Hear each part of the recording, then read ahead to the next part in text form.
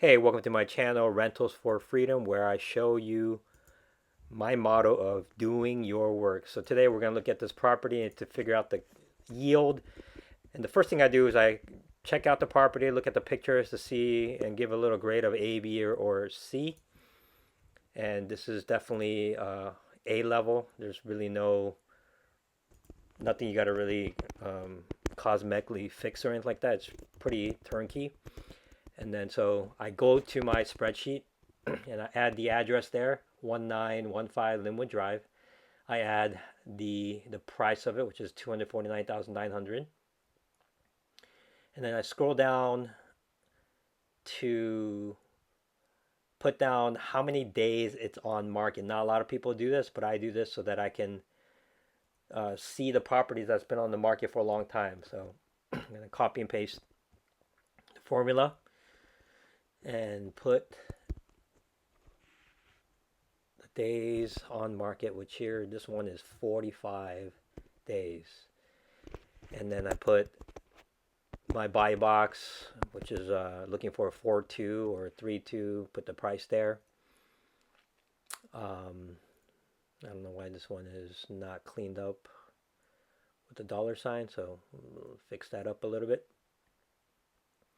And then the next place are auto populated with how much a down payment is. I usually keep it around 20%, and it will give you my closing cost amount there.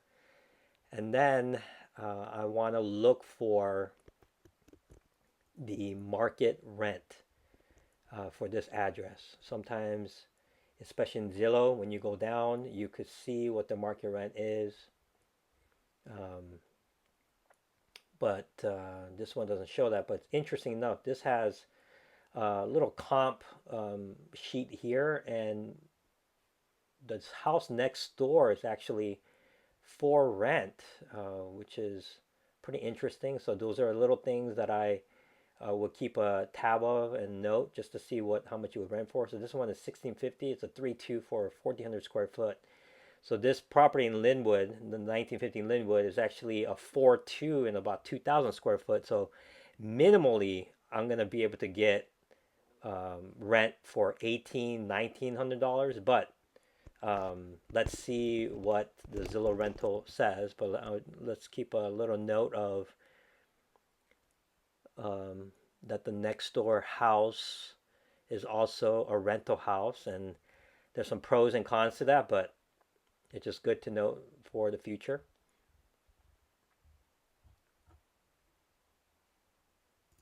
There you go. And so now the next step I usually do is I try to find the market rent. So the best way that I found to do this is pretty simple, is to look at Zillow rentals. So if you could just Google it, that's not the right one there. So you Google Zillow rental calculator, and so you click that, and then I copied and pasted the address already there, so I put it there, and you click on that button, press continue, and then this is nice. It gives you a little summary of the market summary, what the median rent is, and for this property, it is 2242. So I go back to the spreadsheet and I put in 2242 there, and then it auto calculates what my monthly cash flow will be.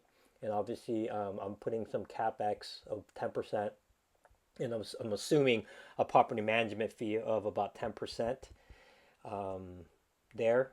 I know someone that's going to give 8%, but just to be conservative, I did 10%, and then gives you my yield right there. And so I've done this for a while, and so I know that the average yield for this zip code in my buy box is about 2%.